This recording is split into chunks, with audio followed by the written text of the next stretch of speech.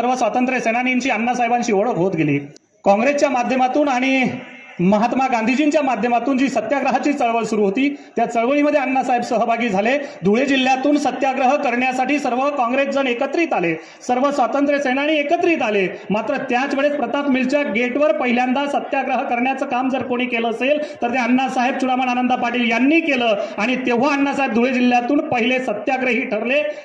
हे तुम्हा आपल्या सर्वांसाठी खूप मोठी अभिमानाची गोष्ट आहे। त्यावेळेस अण्णासाहेबांना जवळपास 6 महिन्याची शिक्षा झाली आणि 100 रुपये दंड ठोठावण्यात आला। 100 रुपये दंड न भरल्यास पुन्हा 3 महिन्याची शिक्षा अजून वाढवण्यात आली। अशी एकूण 9 महिने शिक्षा अण्णासाहेबांनी 1940 मध्ये पहिले सत्याग्रही धुळे जिल्ह्यातून ठरल्यामुळे त्यांना ती शिक्षा त्यांनी स्वीकारली आणि तिथून खऱ्या अर्थाने जी काही सुरुवात झाली मग पुन्हा 1942च्या ज्या काही चले जाव आंदोलन जे काही झालं, जो काही 1942चा स्वातंत्र्य लढा आपण म्हणतो, त्यावेळेस आमच्या तळोदा भागातील 15 भिल्ल बांधवांवरती जो काही गोळीबार झाला, 15 भिल्ल बांधव आदिवासी बांधव त्या ठिकाणी ठार झाले। आणि दुसरी घटना जी काही नंदुरबार शहराच्या मध्यवर्ती ठिकाणी त्या माणिक चौकात त्या बाजाराच्या ठिकाणी जी काही झाली, जिच्यामध्ये आमचे शिरीष कुमार असतील, शशीधर असतील, घनश्याम असतील, धनसुख असतील, ही जी काही लहान लहान लेकरं 8-8, 9-9 वर्षाची लेकरं धारातीर्थी पडली, त्यावेळेस जी काही धरपकड सुरू झाली, स्वातंत्र्य सैनिकांना पकडण्याचं सत्र जे काही सुरू झालं, त्यावेळेस अण्णासाहेबांना देखील कैद करण्यात आलं आणि नाशिकच्या सेंट्रल जेलमध्ये अण्णासाहेबांना